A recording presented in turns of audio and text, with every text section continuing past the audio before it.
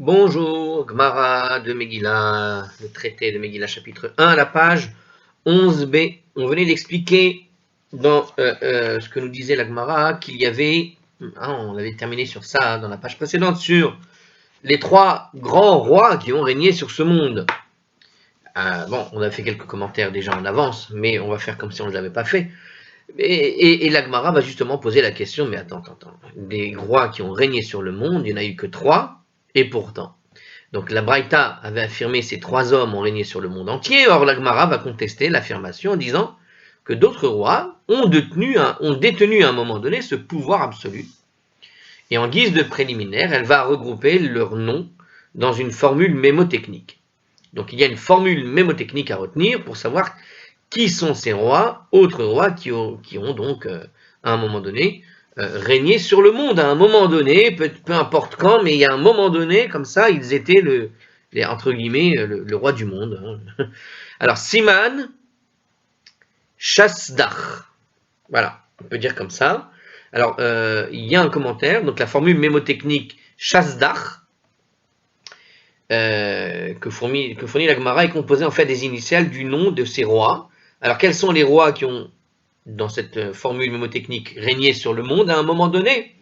Eh bien, il y a Shlomo, le roi Salomon, Sancheriv, Senacheriv, le roi assyrien, celui qui avait conquis justement le royaume d'Israël, donc le roi d'Assyrie, Dariavesh qui est Darius, et Koresh qui est Cyrus. Donc on a ces quatre rois supplémentaires en fait.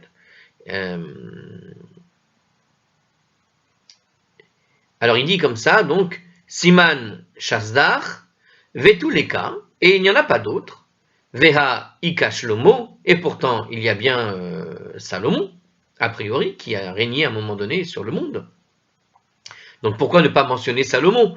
On avait expliqué par exemple que les trois rois qui avaient été cités étaient les seuls qui étaient cités et qui ont en quelque sorte une attestation par l'écriture elle-même.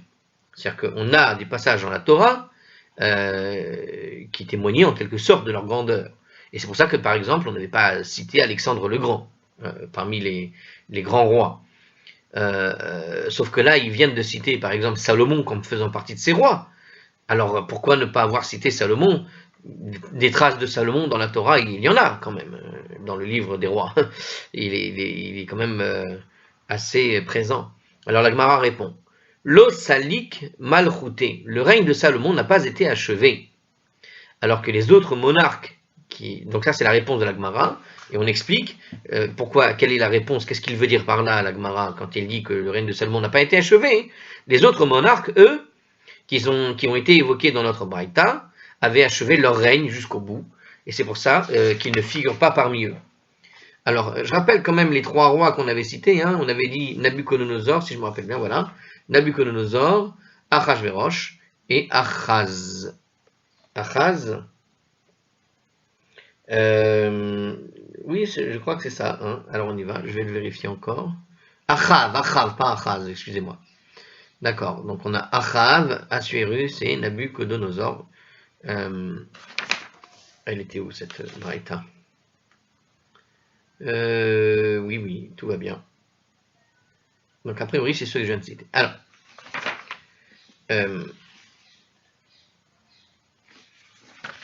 on continue. L'Agmara object, elle n'est pas d'accord. Comment ça? Ça veut dire quoi que le roi Salomon n'a pas achevé son règne? Hanicha leman de Amar Melech ve'ediot. Cette explication est satisfaisante pour celui qui dit que Salomon a été roi, puis est devenu plus tard un sujet ordinaire, sans reprendre à la fin sa couronne. Donc il y a eu apparemment une histoire qui nous manque là. Je ne me rappelle pas avoir entendu parler que Salomon, à un moment donné, est redescendu de son trône pour devenir monsieur tout le monde. Alors, il faut voir Gittin à la page 68b. Le Maharshal, il précise que même les tenants de cette opinion admettent que Salomon a été rétabli dans ses fonctions de roi néanmoins, donc apparemment de roi. Donc apparemment, il y a eu à un moment donné une pause dans le pouvoir de Salomon. D'après ce que je découvre ici, c'est que le roi Salomon, certains pensent qu'à un moment donné, il a tout simplement abjuré, hein, enfin, comment tu dis, abjuré? Abdiqué de sa royauté. Et d'autres disent que bon, bah, il a été retiré, puis il est revenu. Bon, alors néanmoins, il n'a pas recouvré tout son pouvoir à la fin, puisque quand il est revenu, il a perdu des choses, puisqu'auparavant, justement, il régnait sur les êtres supérieurs. Alors, quand il dit les êtres supérieurs dans la Gemara ou dans les commentaires, c'est qu'il sous-entend les démons. Donc on dit qu'il régnait à un moment donné sur les êtres supérieurs, aussi bien que sur les êtres inférieurs. Donc il faut voir la Gemara qui va nous en parler, tout ça. Tandis qu'à son retour au pouvoir, il n'a plus régné que sur les êtres inférieurs, probablement l'humanité, mais on va voir tout ça. Aussi, lorsque la Gemara observe qu'il n'a pas achevé son règne, elle sous-entend qu'il ne l'a pas terminé en gardant la même autorité qu'il avait auparavant, à la différence des autres monarques qui ont été figurés, dont on a cité, qui venaient de la Braïta.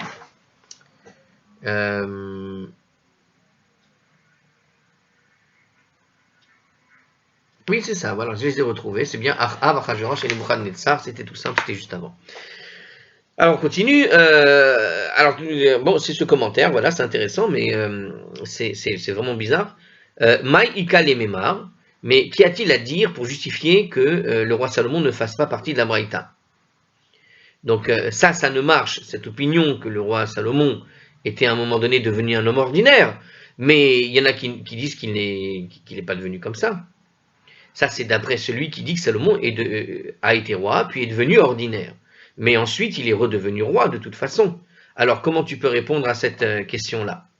Vous avez compris l'idée de la Gemara. Hein? Donc, dans la Gemara, ce que vient nous présenter ici, on vient de présenter une opinion qu'on ne connaissait pas, à savoir que le roi Salomon, à un moment donné, a perdu le pouvoir.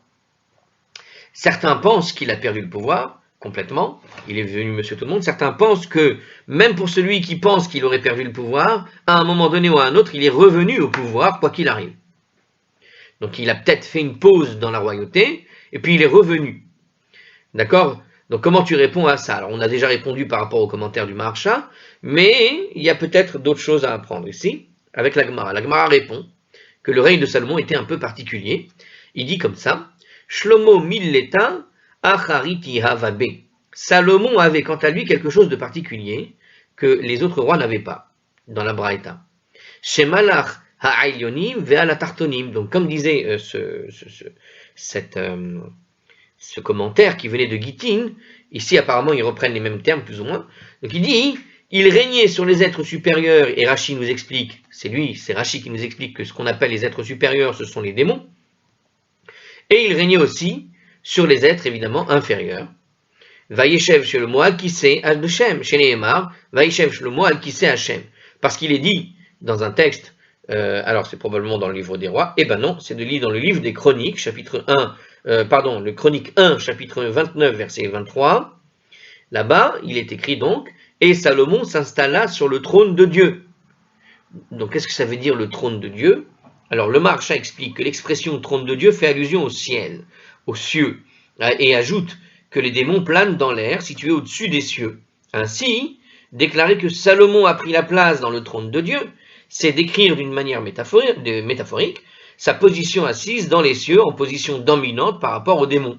Mais les anges, qui eux résident au-dessus des cieux, n'ont pas subi l'empire de Salomon. Donc, il avait une emprise en quelque sorte, en tout cas, les démons, ceux qui sont dans les ciels, à ne pas confondre avec les anges, non, qui sont au-dessus du ciel. C'est intéressant comme étrange. C'est très étrange, hein, vous savez, ces descriptions-là, surtout quand on aime toutes les histoires d'ovnis. Je vous assure, quand on lit ça, ça fait bizarre. Alors en tout cas, qu'est-ce qu'on apprend ici? Que les démons, ce sont ceux qui sont dans les cieux, d'accord? Ils sont dans le ciel, mais au-dessus du ciel, vous avez encore les anges.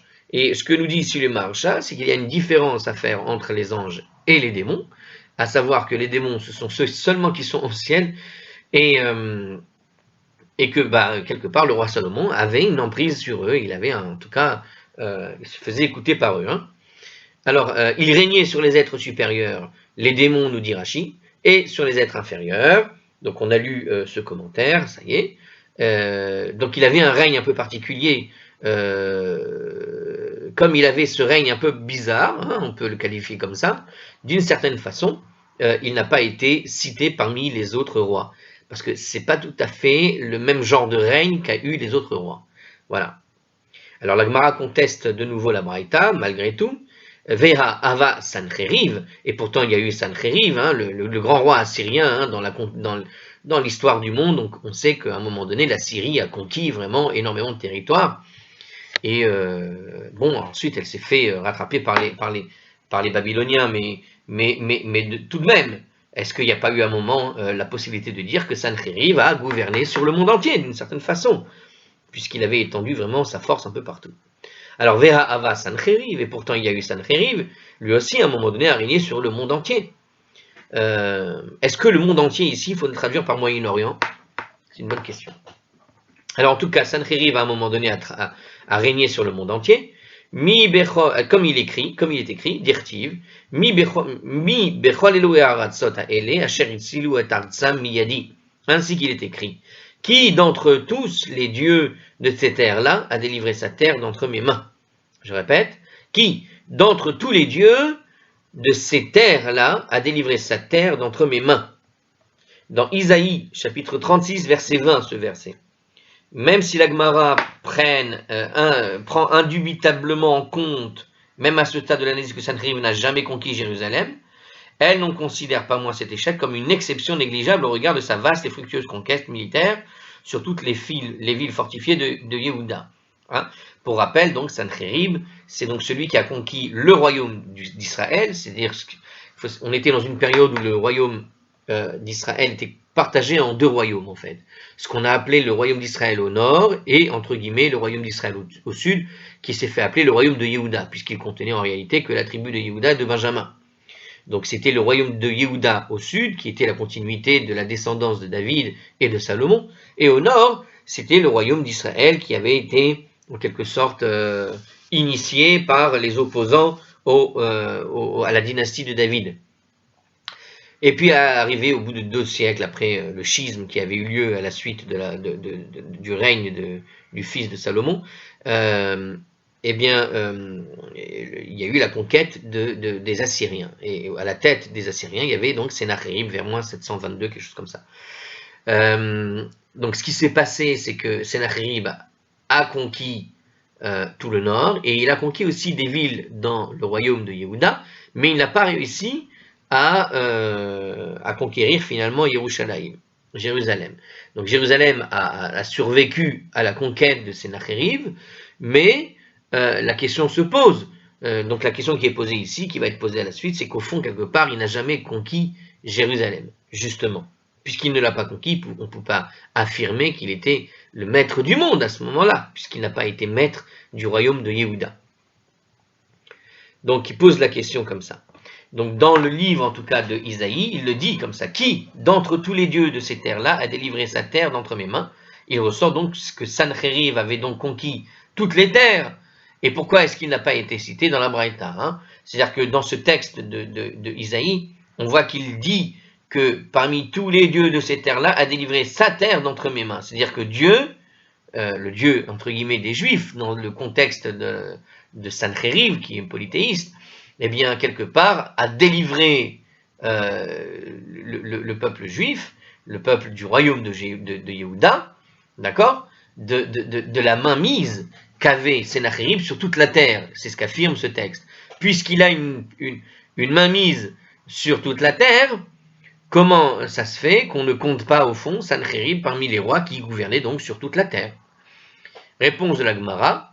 Ha'ika Yerushalayim delo kevasha. Et justement, il y a toutefois Jérusalem qu'il n'a pas pu conquérir, il n'a pas réussi à la conquérir.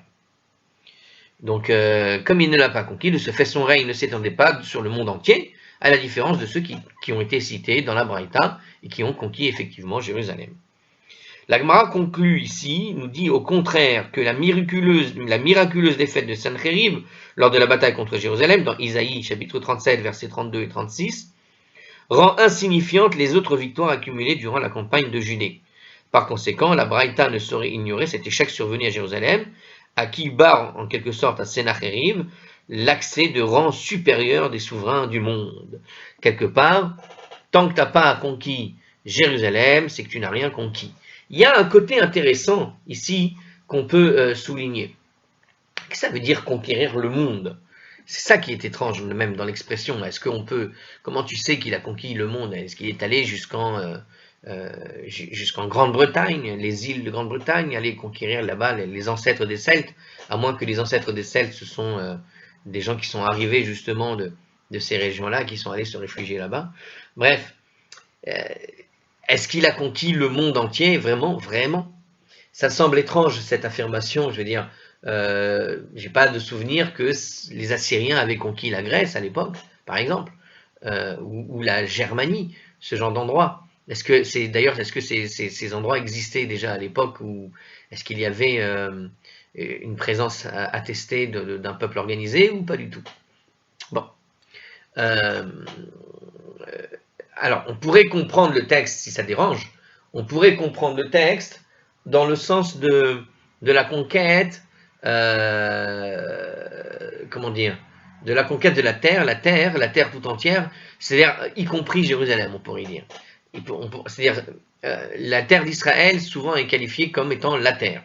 D'accord? Ce qu'on appelle la terre, c'est Haaretz, c'est Eretz, souvent c'est tout simplement synonyme de la terre d'Israël et de la terre de Canaan. La terre. Donc quand on parle de la terre entière, peut-être qu'on parle uniquement finalement de la terre d'Israël. Bon, c'est une version au cas où on a cette question. Sinon, on peut se fier à ce que dit la Gemara. Après tout, effectivement, ceux qu'on a cités, le royaume assyrien est connu pour avoir à un moment donné évidemment eu une sphère d'influence immense. Pareil pour les Grecs, pareil pour les Romains, pareil pour les Perses et les Babyloniens. Donc ils avaient effectivement un éclat qui faisait de ces pays le pays qui gouvernait entre guillemets sur le monde. C'est-à-dire que tant que tu viens pas attaquer ce pays, tant que tu lui payes même un minimum de tribut d'une certaine manière, tu reconnais, on va dire, son autorité sur le monde. Et donc c'est ce qui explique qu'ils étaient entre guillemets, bah oui, les rois du monde dans une certaine mesure. Même s'ils n'avaient pas nécessairement posé des populations ici et là dans les parties dites conquises. Quand bien même ils ne seraient pas là, ils sont là pour récupérer un impôt, pour éviter ce qu'on appelle les sphères d'influence. On payait le tribut à l'époque, c'est-à-dire qu'il n'y avait pas forcément d'armée qui venait aux portes du pays qui se rebellait. Mais qu'est-ce qu'on appelait une rébellion à l'époque? C'est lorsque un pays à qui on réclamait un impôt de la part d'un grand royaume ne donnait pas cet impôt. Donc certains pays, peut-être pour obtenir une sorte de paix au cas où, donnaient un tribut, même minimal, histoire de, comment dirais-je, de ne pas prendre le risque de voir une armée débarquer chez soi. C'était très mafieux comme système en réalité, ces systèmes de pays qui gouvernaient sur les autres. Alors on peut imaginer qu'à un moment donné, chaque pays, dans une certaine, comment dire, dans un calcul de paix relative, donner le tribut, même s'ils avaient les capacités à répondre à la guerre, donner un tribut pour éviter qu'on tombe dans la guerre. Parce que tu as un fou qui décide que si tu lui payes pas, il va faire venir tout le monde, tu vois. Donc même si tu avais la possibilité d'y résister, il payait tout de même un petit tribut. Allez savoir, peut-être qu'il ne réclamait pas grand-chose, juste un petit peu, histoire juste de marquer cette idée, voilà, je suis le roi de tous ces endroits. Puisqu'il a payé, c'est que je suis le grand roi de ci, de là. Tu vois, il y avait beaucoup de prestige qui jouait, qui était en jeu dedans, dans ces calculs de royaume. Bon, alors, on continue. La Gemara conteste toujours la Marita, de toute façon, là. Alors, il y a encore un autre roi avec qui ça colle pas, cette histoire. Et c'est Darius, Vehaïka Dariavesh. Et il y a pourtant Darius, qui a régné aussi sur le monde entier. Et lui, Darius, c'est bien le roi perse. Et j'ai envie de te dire, Darius, c'est celui qui a permis aux autres rois perses d'être derrière, d'avoir la même, finalement, Assuérus, etc. Enfin, tout cela, c'est l'héritage de Darius, a priori. Dariavesh Malka Ketav, Lechol Amemaya, Umaya, Velishanaya. Comme il est écrit, Darius, le roi Darius, écrivit à tous les peuples, nations et langues, dit Daryin Becholara Shelamechon Yisge. D'accord, donc je répète, le roi Darius a écrit à tous les peuples, nations et langues qui habitent sur toute la terre, pardon, que votre paix augmente. Alors c'est dans le livre de Daniel, au chapitre 6, 26. Après que Daniel a échappé au lion, le roi Darius a ordonné à tous les sujets de craindre le Dieu de Daniel, auteur d'un miracle aussi grand et manifeste. Le verset cité fait état d'un salut contenu dans l'édit royal et indique que Darius s'est adressé à tous les habitants de la terre comme s'il s'adressait à ses sujets. Donc la Gemara affirme que la Braïta aurait dû mentionner Darius également. Donc on a un texte de Darius qui, quand il s'est exprimé à toute la terre entière. Puisqu'il parle à la terre entière, c'est qu'il suppose avoir une autorité sur la terre entière lui aussi. Alors la Gemara répond, Ha'ika Sheva delo malach alayhu. Il y a toutefois 7 provinces sur lesquelles il n'a pas régné. En réalité, il a voulu effectivement montrer qu'il était le roi du monde, mais il y en a 7 provinces, il avait beau recevoir les lettres, il n'y avait pas la poste. Donc, il avait beau envoyer la lettre, il n'y avait pas la poste. Donc, il y avait 7 provinces sur lesquelles il n'a pas régné. Dirtiv, Shefar, Kodam, Dariavesh, Vehakim, Al Malchuta, les Achashdar Penaya, Mea Ve'isrin. Ainsi qu'il est écrit, il a plu à Darius de préposer à son royaume 120 satrapes. Les satrapes, ce sont des gouverneurs, quoi. Des gens qui vont s'occuper de l'endroit qui est censé être conquis, en tout cas qui vont représenter, ça pourrait être, vous savez, aujourd'hui c'est l'équivalent des ambassades, hein, ça pouvait être effectivement celui qui vient au nom de l'empereur, du grand roi, là, et qui, en envoyant quelqu'un là-bas, d'une certaine manière, témoigne ou marque son autorité sur le pays où il se trouve. Alors, qu'est-ce qu'on vient de voir ici? Il dit qu'il a donc préposé à son royaume 120 satrapes. Or, Darius et Achashverosh, on parle du même royaume des Perses. Donc, on voit bien qu'il y en a un qui en avait 127 provinces, et maintenant, il n'y en a que 120, puisque les satrapes allaient dans chaque province. D'accord? On a 120 satrapes pour 127 provinces, et qu'il manque 7 provinces.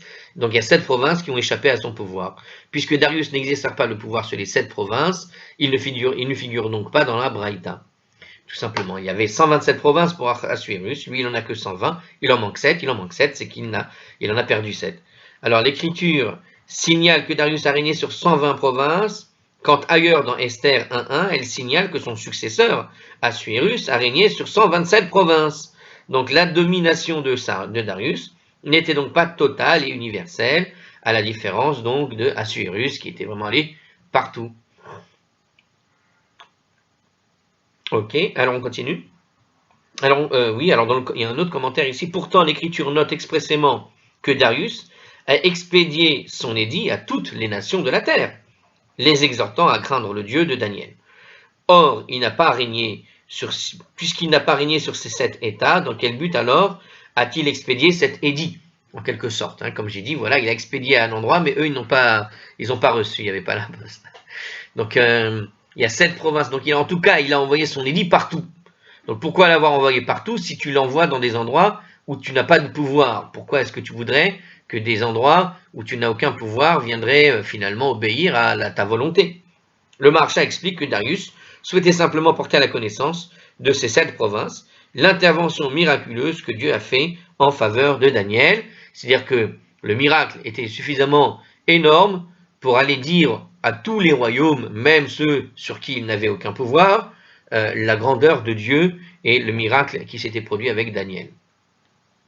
Alors la Gemara conteste toujours, en tout cas la Braïta qui avait cité uniquement les 3 rois, hein, je rappelle les 3, Assuérus, Nabuchodonosor et Achav.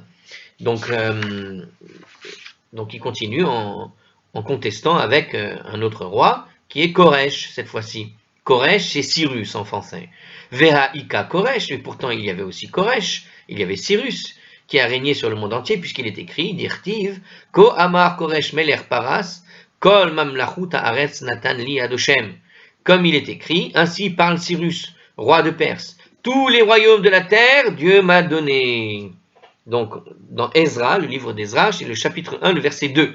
Voilà qu'il s'exprime de cette façon, le roi de Perse, à cette époque-là, Cyrus, et il dit que tout lui a été donné.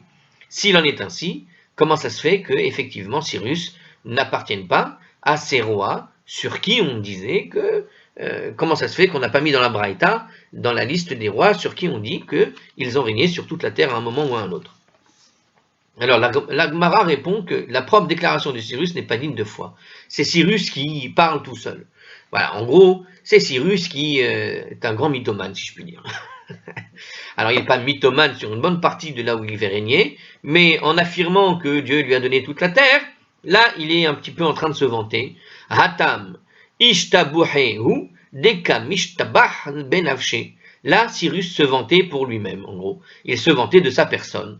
À savoir, il ne se souciait pas de savoir quelle est la vérité ou pas, s'il gouverne véritablement sur tout le monde ou pas, mais il était dans un délire de culte de la personnalité, et il se vantait d'être le roi du monde, en gros.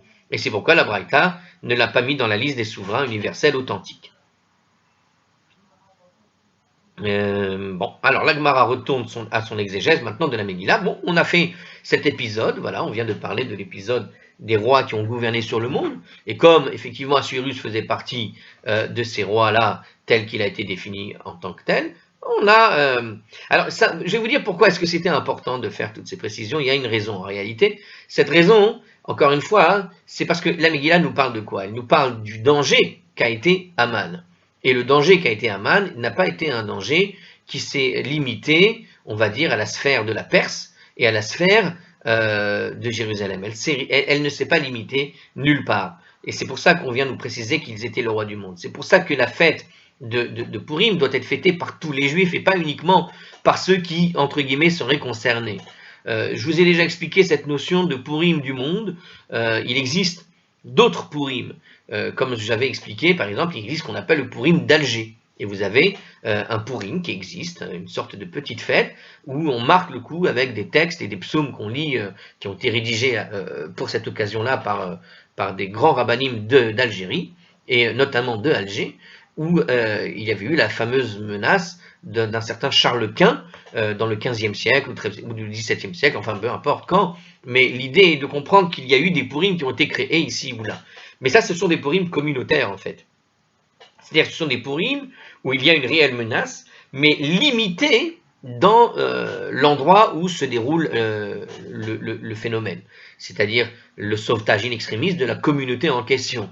Et il existe une centaine de Purim de ce genre-là. Alors que Esther, justement, on vient te préciser au début de Esther que Assuérus a gouverné sur les 127 provinces, et dans la Gemara, on vient t'expliquer qu'il est le maître du monde. Pourquoi on vient te le mettre fermement ça devant les yeux? Parce que, à la différence d'un Purim communautaire, c'est un Purim ici mondial, puisque Assuérus gouverne sur le monde. C'est que la menace de Haman était sur les Juifs du monde entier.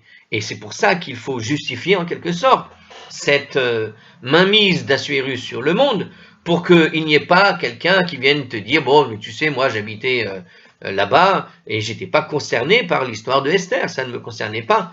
Haman n'avait pas de pouvoir sur moi, j'habitais ailleurs. » Non, toi aussi tu habitais finalement sous la tutelle de Haman, tu t'en rendais peut-être pas compte, mais tu étais tout de même sous la menace de Haman, parce que tu fais partie du monde toi aussi. Et Assuérus gouvernait sur le monde, et le décret de Haman s'est donc appliqué à tous les juifs du monde entier.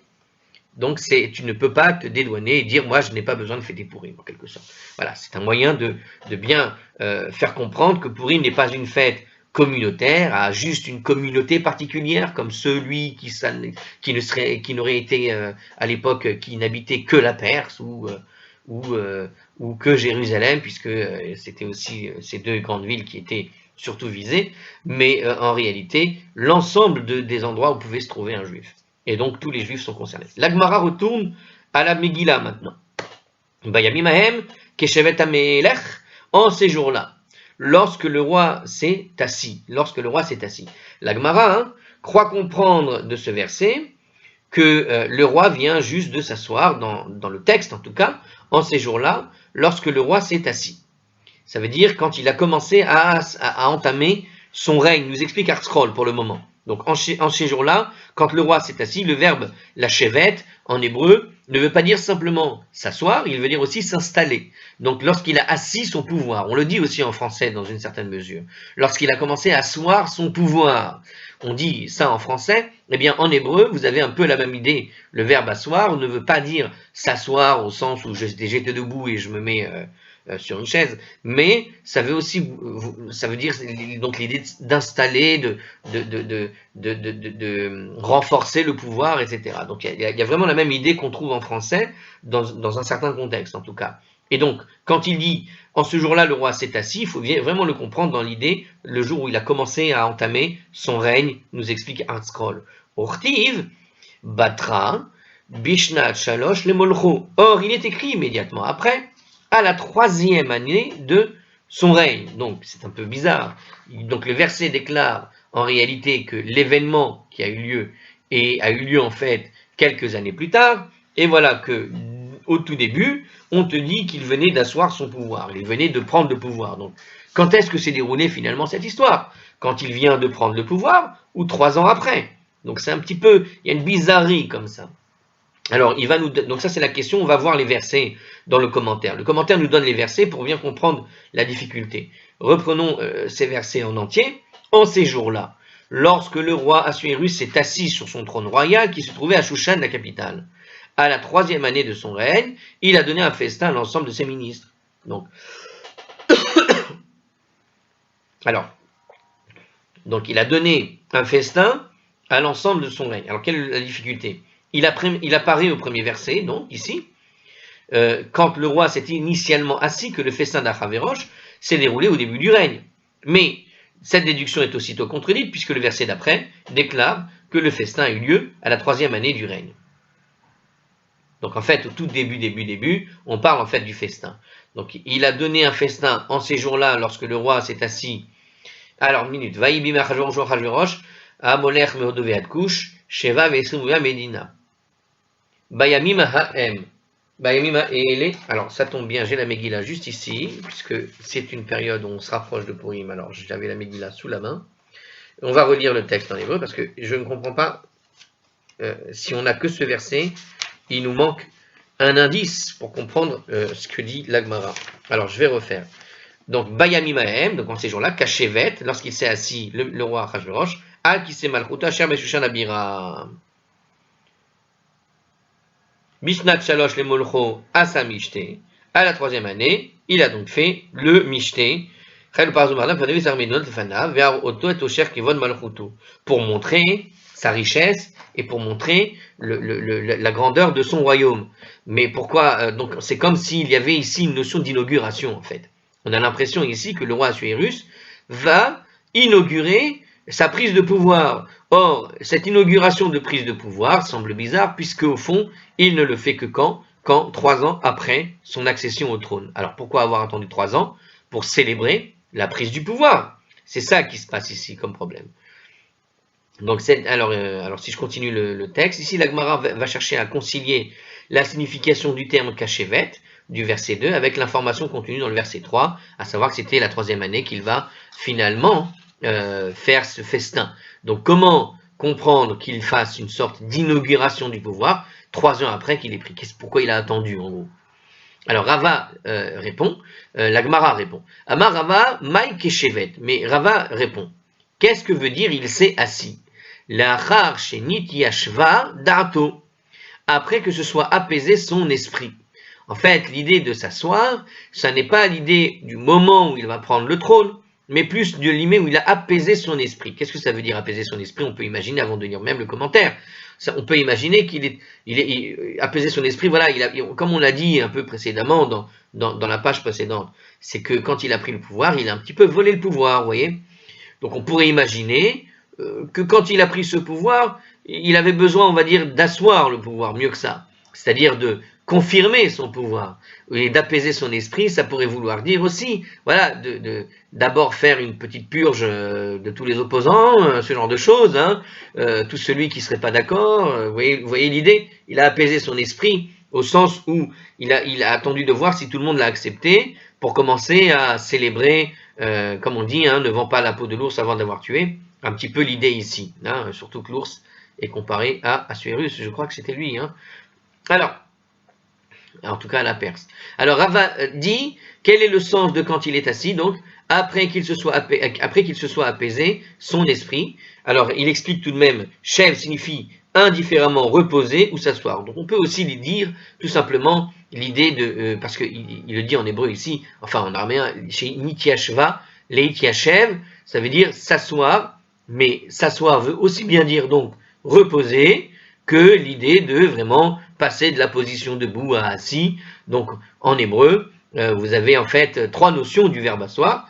L'idée d'asseoir le pouvoir, l'idée de s'asseoir dans le sens de se reposer, c'est-à-dire que je m'assois parce que j'ai besoin de me reposer, donc on peut rester debout, mais on peut être assis intellectuellement, au sens où l'idée d'être debout et de s'asseoir veut dire se reposer d'une certaine manière. Donc d'une certaine manière, tu peux rester debout et être assis si tu fais une pause en quelque sorte. Et pareil, l'idée donc de s'asseoir, c'est vraiment l'idée de la position debout assis. Bon, alors ici il nous dit Rava que tu comprends le sens du mot ici dans le sens de se reposer, d'apaiser l'esprit. Donc à la troisième année, alors pourquoi à la troisième année? Au sujet du sort des Juifs de son royaume, nous explique ici ArtScroll dans le commentaire. Alors pourquoi? Qu'est-ce qui s'est passé? Quelle est la vraie raison de tout ça? Alors il y a une belle histoire qu'on va raconter ici, des raisons de tout le problème. Alors le prophète Jérémie avait prédit en fait, écoutez bien ça, c'est vraiment le cœur de l'histoire de Purim. Il avait prédit la libération des Juifs qui étaient exilés à Babylone au terme de 70 années. Donc dans les prophéties que Jérémie avait données, il avait parlé de la libération des Juifs au bout de 70 ans. Comme Dieu l'a dit, voilà le texte, ainsi a dit Dieu.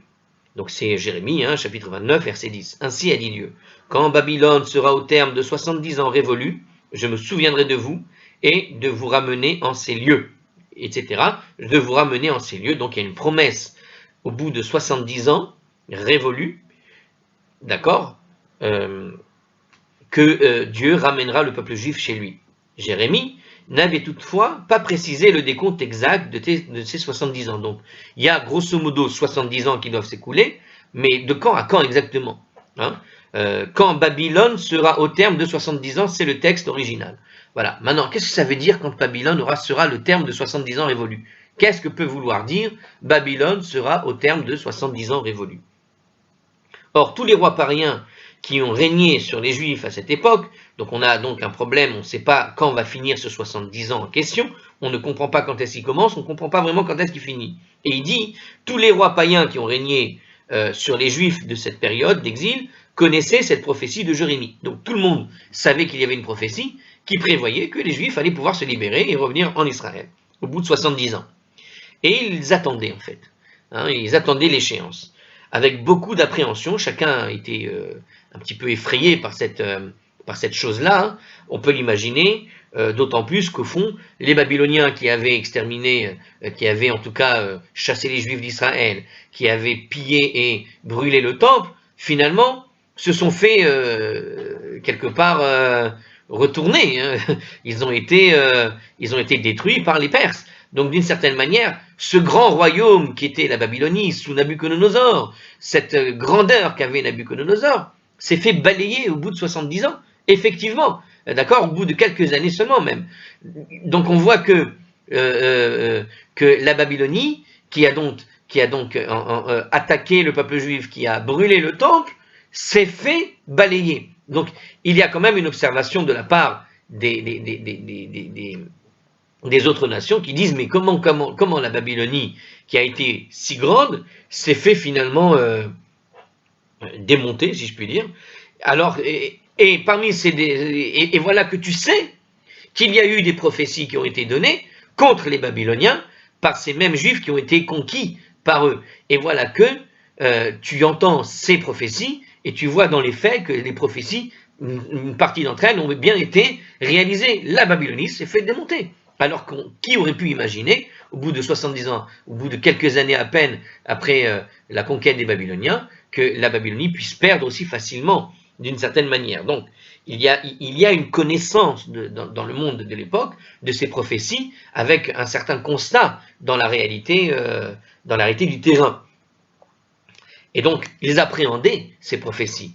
Hein, Alors on continue, en tout cas, ils respectaient les prophètes juifs énormément, hein, dans tous les cas, parce que apparemment, la plupart des prophéties juives que les gens connaissaient étaient réalisées. Alors, quand celle-ci s'est réalisée, on prenait un peu des précautions avec les juifs. On était un peu, quand même, on se posait quand même des questions. D'accord? On était dans l'expectative. Du coup, l'écoulement de ces 70 années et l'assujettissement toujours actuel de la nation juive donnait lieu, en fait, à une célébration. Donc, qu'est-ce qu'on apprend ici?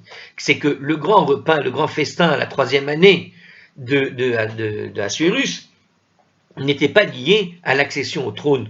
Elle était liée à la prophétie des Juifs. C'est-à-dire qu'il y avait une prophétie qui disait qu'au bout de 70 ans, les Juifs allaient retrouver en quelque sorte leur indépendance, retourner en Israël, etc. Et voilà quoi? Et voilà que, on prévoyait en gros le malheur à celui qui avait touché aux Juifs, un petit peu comme, vous savez, les malédictions des pharaons là, que vous aviez sur les sarcophages dans la grande folie des années folles, où on allait en égyptologie, aller dépouiller les tombes des pharaons et les momies, etc. Vous aviez justement eu ces malédictions qui étaient écrites sur les tombes, et derrière, vous aviez pas mal de scientifiques qui ont touché à ces tombes qui sont morts. Donc forcément, les gens tiennent compte de ces malédictions-là, même si ils sont les plus athées, ils voient bien qu'il y a un phénomène qui est devant eux. Bon, eh bien, vous aviez un peu la même appréhension avec le peuple juif. Le peuple juif avait des prophètes, et ces prophéties qui ont été faites par ces prophètes donnaient des signes assez décourageants pour celui qui avait attaqué les juifs. Et donc, certains prenaient des précautions histoire de voir si vraiment la prophétie allait se réaliser ou pas. Et comme il y avait une certaine échéance, on attendait de voir si ces échéances arrivaient à leur terme. Donc, là, ce qui s'est passé, c'est que Assuérus, en gros, avait fait son calcul. Il avait fait son calcul en se disant, on va pouvoir célébrer parce que les 70 ans se sont écoulés. Donc, il connaissait la prophétie de Jérémie, les 70 ans se sont écoulés, et voilà que ils ont fait une célébration. Donc, je répète maintenant la Gemara, on passe le commentaire. Revenons sur ce que dit la Gemara elle-même. Rava a dit, quel est le sens de quand il s'est assis? Ça veut dire quand son esprit est apaisé. Donc, on comprend de quoi il s'est apaisé. Il s'est apaisé par rapport au calcul de ce que les prophètes avaient donné sur le malheur de celui qui cassait les pieds aux Juifs. Amar Balshazzar Rishev Vetara. Alors, en fait, Achashverosh, il a dit, Balthazar a calculé 70 ans, mais il s'est trompé dans ses calculs. Ani, Ana, Chashivna, Velata'ina, moi j'ai calculé, et je ne me suis pas trompé dans mes calculs. Donc, de quoi on parle maintenant? Alors, on parle en fait, Balthazar, c'était qui? C'était le descendant donc de Nabuchodonosor. Balthazar, c'était le dernier des rois babyloniens. Ok? Il était le dernier des rois. Il a régné de 3386 à 3389. Il a régné 3 ans apparemment. Hein. Et il a été détrôné par qui? Par Darius en particulier, le Mède. Le tableau, il y a un tableau qui est donné dans ArtScroll ici, qui donne en fait une sorte de en guise d'information générale sur les grands rois qui ont vécu à cette époque-là. Vous avez une liste des rois, hein, c'est-à-dire vous aviez par exemple Nabuchodonosor, vous avez de 3319 à 3363, Evil Mordechai, alors non, c'est un autre, Evil Merodka, Balthazar, donc on voit, etc. Darius le Mède, Cyrus, Achashverosh et Darius le Perse. Donc vous avez, alors évidemment vous avez les années depuis la création du monde, puis vous avez ici ce qu'ont fait chacun de ces rois. Nabuchodonosor, celui qui a détruit Jérusalem, Evil Merodach, je ne connais pas celui-là, mais apparemment ça doit être un des fils de Nabuchodonosor, il a libéré le roi Yechonia.